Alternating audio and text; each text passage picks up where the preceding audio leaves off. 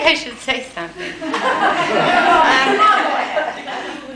A year ago, I was invited to a school where they were putting on a performance of Where the Wild Things Are. And they had asked me to come. It was like a literacy celebration. It was an evening thing at a very small school where I'd done some work. And they wanted me to do a reading.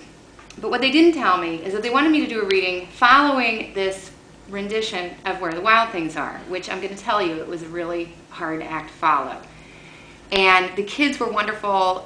It was very homespun. They had made things out of like piping, plastic piping to hold up their backgrounds, and the kids all played like the role of all the different parts of this book. So it actually encouraged me to do one of the best readings that I've ever done. Isle of the Night is a difficult book for me to read out loud because it's a bedtime book, really. It's a very quiet book, and I think you've captured that perfectly with the music and just the whole vibe of this performance. But what I'm feeling like right now is that what I've just seen here made me feel like inspired in the same way that I saw them doing Where the Wild Things Are, which, as you know, is by Maurice Sendak. So like the connection that I'm making here is, okay, I'm Dar Hosta, and that was Maurice Sendak. But what I'm seeing here is something that is like equally impressive, and I'm going to tell you that I can see like the music and the whole thing. Like, I don't know, I think we ought to take the show on the road here.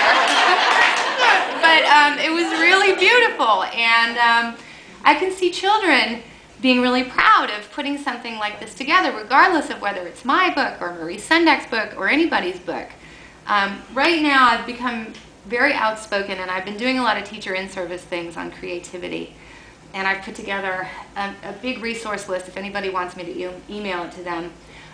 Really, much of my soapboxing has a lot to do with technology and bringing technology into the classroom in a creative way, but also incorporating music, performance, poetry. I'm really big into cooperative writing right now, where kids they can put their paper and their pencil down and they can just use their voice, because what I've been learning with teachers and children is that it's amazing when we start just using our imagination and putting those sort of test-taker tools down for a little while, what kinds of things can really happen and how their vocabulary magically, shows up.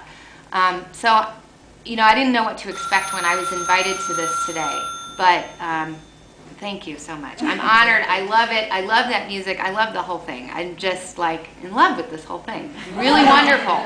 And I can see taking it to the next level, and actually I can see not only doing stage performance, but also integrating different levels of students in filmmaking and editing and adding voiceover. I mean, I can see this turning into maybe like a middle school or intermediate school project who would film younger kids performing, being directors, being film editors, and turning it into a really multi-leveled production on many different levels.